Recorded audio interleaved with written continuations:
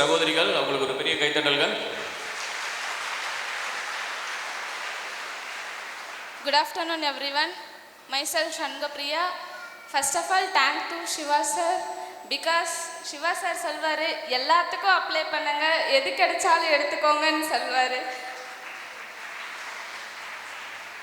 அதனால நான் இன்னைக்கு ஆல் இந்தியா கோட்டால பெங்களூர்ல படிச்சிட்டு இருக்கேன்.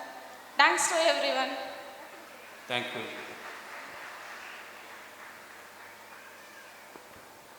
அனைவருக்கும் வணக்கம். என்னுடைய பொண்ணுங்க 2 பேருமே டாக்டர். அடித்து இந்த அகாடமிக்கு ரொம்ப நன்றி. என் உயிர் உள்ளவரை இந்த அகாடமியை நான் மறக்க மாட்டேன்.